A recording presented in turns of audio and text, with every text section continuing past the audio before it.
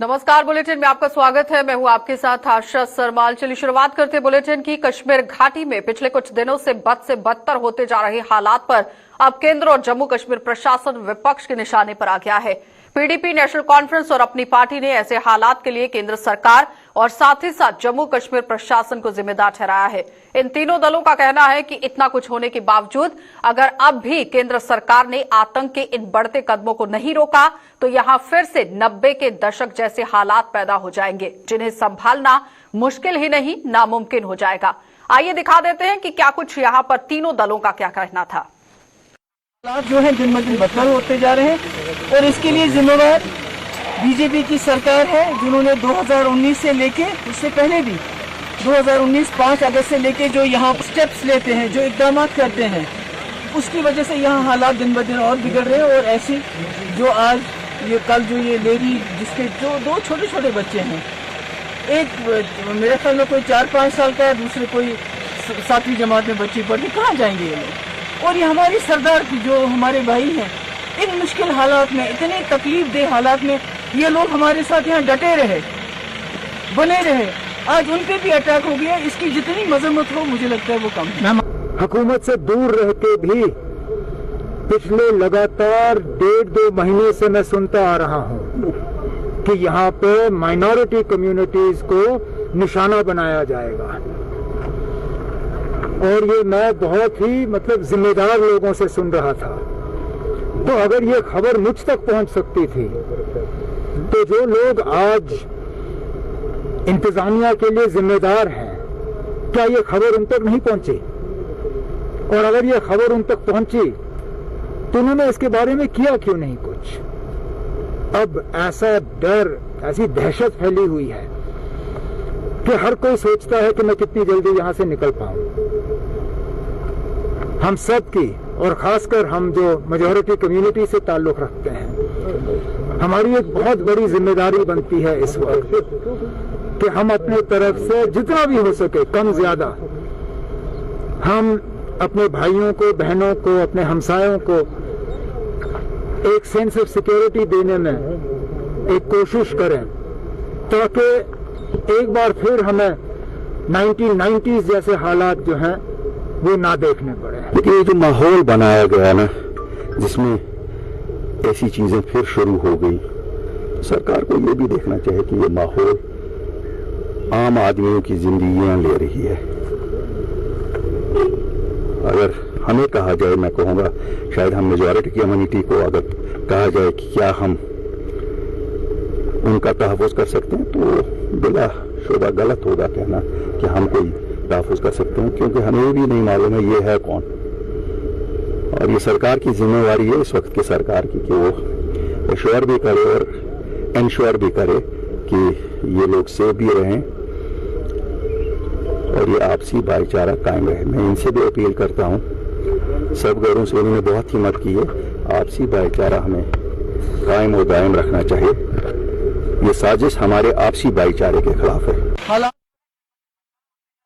तो कश्मीर में कुछ ही दिनों में कश्मीरी पंडित और सिख समुदाय के लोगों सहित 7 की हत्याओं के बाद यहां अल्पसंख्यक समुदाय में बेहद खौफ देखा जा रहा है। बात करें अगर बारामूला की बीरवन इलाके में स्थित कश्मीरी पंडितों की कॉलोनी की, तो वहां पर भी मौजूदा समय में सन्नाटा पसरा हुआ है। प्रशासन द्वारा हालांकि इस कॉलोनी में सुरक्षा के पुख्ता इंतजाम किए गए हैं और सीसीटीवी कैमरा भी लगाए गए हैं, लेकिन इसके बावजूद लोगों में खौफ की लहर दौड़ गई है।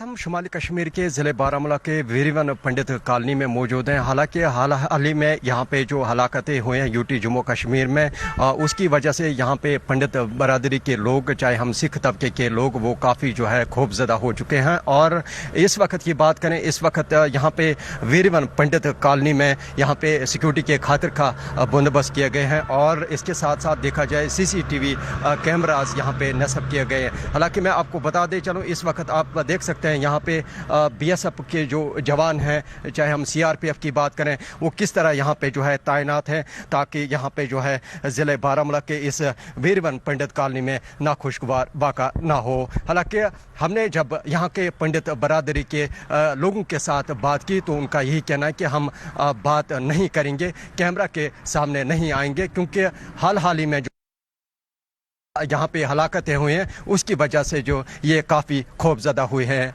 बारामूला से मैं इरशाद भट्ट, गुलिस्तान न्यूज़ के लिए।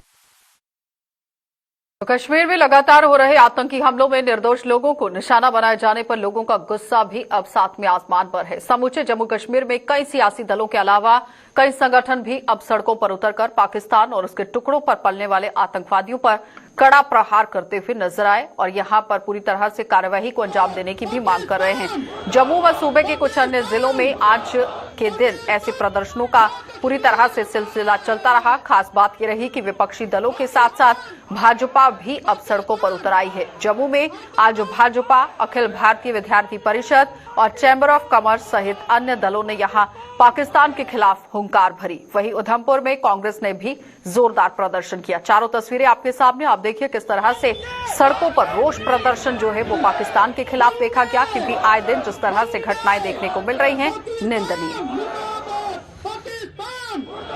क्यों बंद दरवाजे के अंदर बैठ के खाली कंडोनेस्टी लेटर देते हैं? सिविल सोसाइटी जो कश्मीर के अंदर है, ह्यूमन राइट्स वाले, ये क्यों नहीं सड़कों पे आते? जब कोई आतंकवादी मरता है तो ह्यूमन राइट्स वाले सड़कों पे आते हैं। आज बेगुनाह हिंदू और हिंदुस्तानियों के वहां कत्ल किए जा रहे हैं, तो आज क्यों नहीं लोग सड़कों पे आ रहे? सिविल सोसाइटी को चाहिए, नेतागणों को चाहिए, सड़कों पे उन परिवार वालों के साथ खड़े हो। आज राहुल गांधी कहाँ है जो कहता है मैं कश्मीरियों का भाई हूँ? आज क्यों नहीं उसका बयान आता? क्यों नहीं कश्मीर उस फैमिली के साथ बैठा? ओबीसी जो पूरे देश भर के अंदर ज़हर घोलने का काम करता है, आज क्यों नहीं बेगुनाहों के लिए आके कश्मीर में बैठ रहा?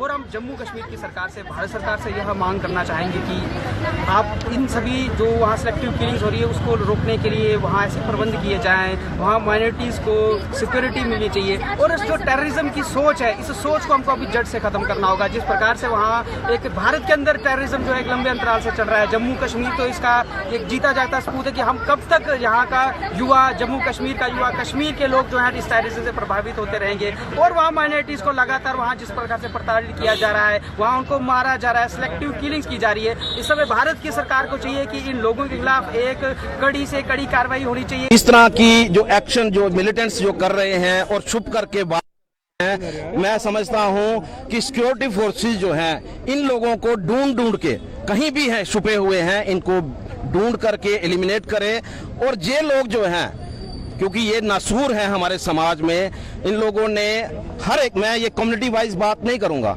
यहाँ पर ये देखिए स्टूडेंट्स जो हैं वो टीचर से पढ़ते हैं, टीचर्स का और कत्ल करना, उनके ऊपर शूट करना मुझे नहीं लगता है, क्योंकि वहाँ पर जो मुस्लिम बच्चे हैं उनसे शिक्षा ले रहे थे। और मुझे लगता है कि जो उन्होंने काम किया है वो किसी धर्म का व्यक्ति जो है वो काम नहीं कर सकता। वो ऐसा व्यक्ति कर सकता है जिसका ना कोई धर्म है, ना उसका कोई परिवार है, ना उसका कोई समाज है। जो केंद्र में सरकार है खाली जुमलों की सरकार है, इस सरकार में कोई दम नहीं है। लेकिन हमें अपनी आर्मी व बेल्ट फोर्सेस पुलिस पे पूरा भरोसा है। हम चाहते हैं कि सरकार इतना सा दम दिखा दे कि आर्मी को बोल दे कि जो आर्मी ने करना करे, ताकि आर्मी पीओके में जो ट्रेनिंग कैंप आतंकवादियों को चल रहे हैं उनको तबाह कर सके।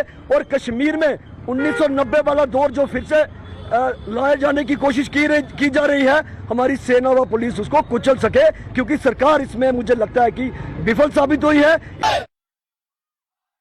तो जम्मू सहित सूबे के अन्य जिलों में आज जहां कश्मीर में निर्दोष लोगों की कत्लो गारत के विरोध में प्रदर्शनों का सिलसिला जारी रहा, वहीं कश्मीर घाटी में भी आज कुछ ऐसा ही देखने को मिला। श्रीनगर में पीडीपी ने एक रोष रैली निकालने की कोशिश की, लेकिन पुलिस ने इस कोशिश को नाकाम कर दिया। पीडीपी ने आरोप लगाया कि जम्मू कश्मीर प्रशासन पूरी तरह से फेल हो चुका है और कश्मीर के बहुसंख्यक जो समुदाय हैं उन पर अल्पसंख्यकों को मारने का आरोप लगाया जा रहा है। दूसरी ओर भाजपा ने भी अनंतनाग में पार्टी के प्रदेश अध्यक्ष सौफी मोहम्मद यूसुफ की अगुवाई में एक रोष रैली निकालकर दहशतगर्दों के खिलाफ नारेबाजी की और घाटी का सांप्रदायिक सौहार्द बिगाड़ने का भी आरोप लगाया। यहाँ की सरकार की नाकामी के खिलाफ और हमारा जो समाजी ताना बाना है हिंदू मुस्लिम सिख इत्तेहाद का, उसके हक में एक पीसफुल प्रोटेस्ट मार्च करना चाहते हैं। और ये सरकार जो अपने फराइज निभाने में नाकाम रही है, वो हमें ये पीसफुल प्रोटेस्ट तक नहीं करने दे रही है। देखिए, हम लोगों पे जम्मू कश्मीर के आवाम पे, खुसूसन कश्मीरी मुसलमानों पे हमेशा ये इल्जाम लगाया जा रहा है और आज भी ये नैरेटिव बिल्ड करने की कोशिश की जा रही है कि यहाँ का मुसलमान, यहाँ के हिंदू, सिख और अदर माइनॉरिटीज के लिए खड़ा नहीं होता। आज जब हम लोग उनके हक में बाहर निकल के आवाज बुलंद करने की कोशिश कर रहे हैं पीसफुली, ये लोग हमें वो भी अलाउ नहीं करते। तो इनके ये चाहते क्या है कि हमारे जो माइनॉरिटी लोग, जो हमारे पंडित कम्युनिटी के लोग हैं, हमारे सिख कम्युनिटी के लोग हैं, उनको बेदर्दाना कत्ल कर रहे हैं लोग। उनको हम चेतावनी देते हैं कि कश्मीर के 70 लाख मुसलमान हमारे माइनॉरिटी कम्युनिटी के साथ है। ये जो पाकिस्तान के इशारे पे यहाँ कुछ गुंडे कर रहे हैं, उन गुंडों को हम मनोज सेना को कहना चाहेंगे कि उन गुंडों को आवाम के सामने निकाबपोश करे और नंगा करे उनको आवाम के सामने, और उनको उसकी सजा मिलनी चाहिए। उनको जो है न्यूट्रलाइज किया जाए जिन्होंने ये यहाँ पे किया। तो श्रीनगर की ईदगाह संगम इलाके में स्थित government boys higher secondary school में यहां कल आतंकियों की गोली का शिकार हुई प्रिंसिपल सुपेंद्र कौर और टीचर दीपक चंद मेहरा को आज पंचतत्व में विलीन कर दिया गया।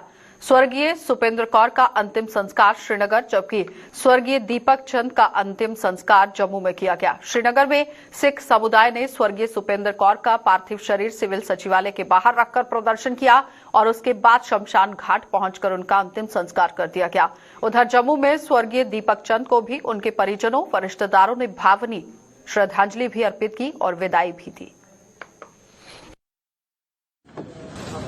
पहली बात यह है सोचने वाली कि आप उस मानसिकता को देखिए जो आपके बच्चों को पढ़ा के एक अच्छा इंसान बना रहे हैं, आप उन्हीं के ऊपर अटैक करेंगे। तो ये वहाँ के जो स्थानीय नागरिक हैं, जो पेरेंट्स हैं उन बच्चों के, ये इस बात के लिए उनको आगे आना चाहिए और उनको इन बात के लिए उनका विरोध करना चाहिए। और पहले तो हम अपनी भावपूर्ण श्रद्धांजलि देंगे इनको, क्योंकि ये एक शहीद है जो ऑन ड्यूटी अपना बच्चों को पढ़ाते हुए जो है उन्होंने शहादत पाई है। तो मैं ये कहूँगी कि गवर्नमेंट जैसे हमारी सिक्योरिटी का कुछ सोचे, हमारे लिए कुछ किया जाए। जैसे हमारे सर ने कहा, हमें भी हर स्कूल में एक चेक पोस्ट दी जाए कि हम भी वो फील कर सकें वहाँ जाते हुए कि हम जिंदा वापस अपने बच्चों से मिलने आएंगे।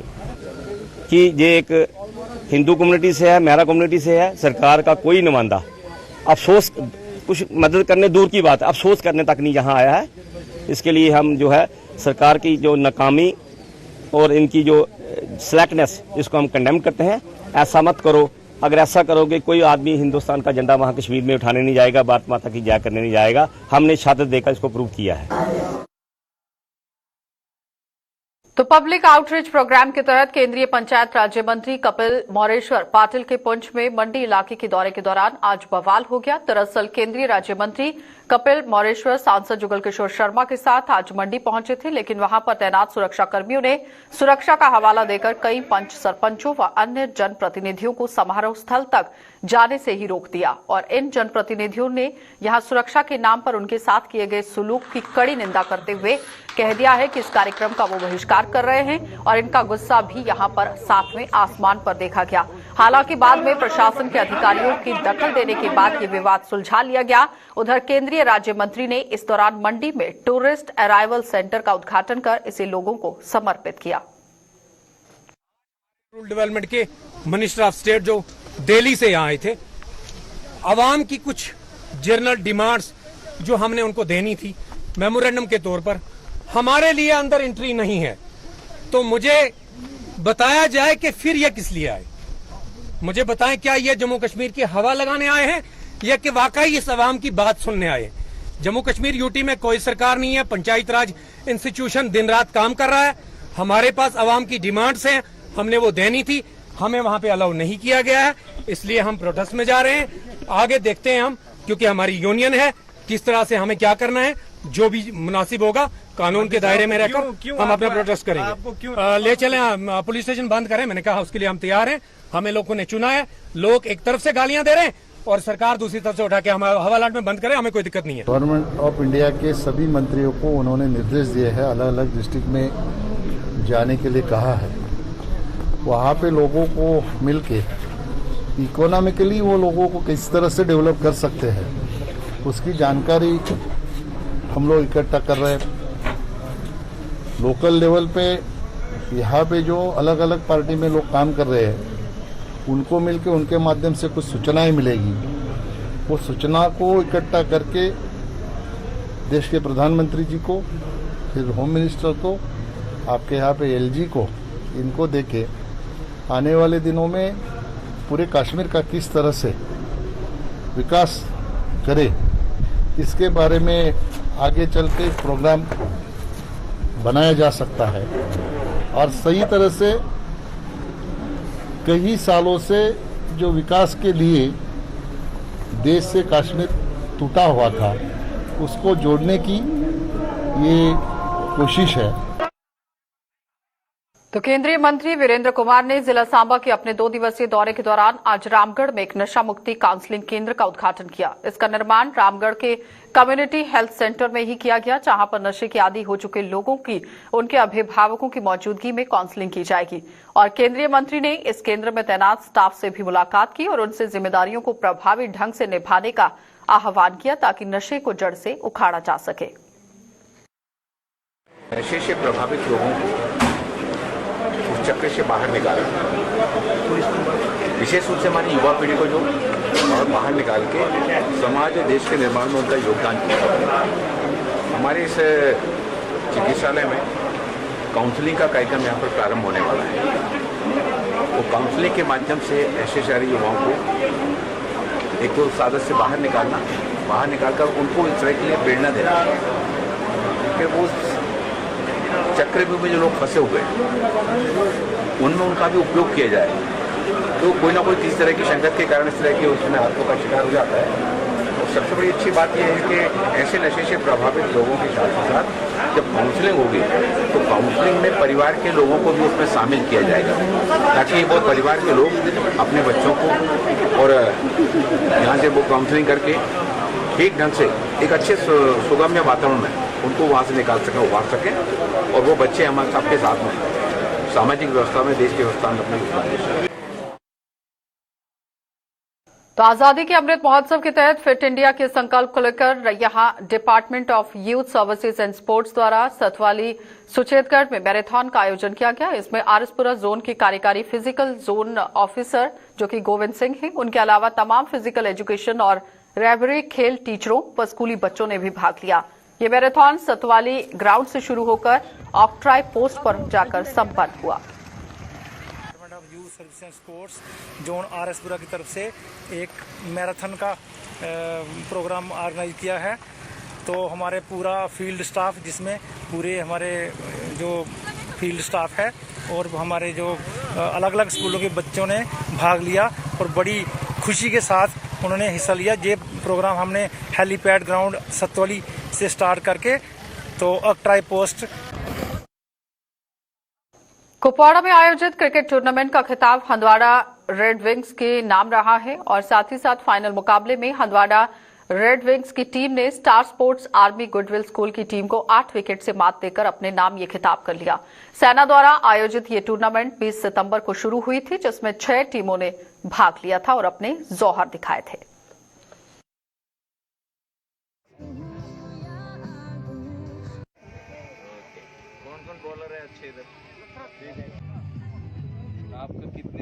क्रिकेट तो यहाँ पे कश्मीर में सबके नसों में दौड़ता है, तो वो सिर्फ लड़कों की नहीं है, लड़कियों को भी है। सो वो दिखाना चाहते थे, तो इसलिए शुरुआत करने के लिए हमने 20 सितंबर से 6 टीमों को इकट्ठा किया था, कुपवाड़ा और हांडवाड़ा मिला के इस इलाके से।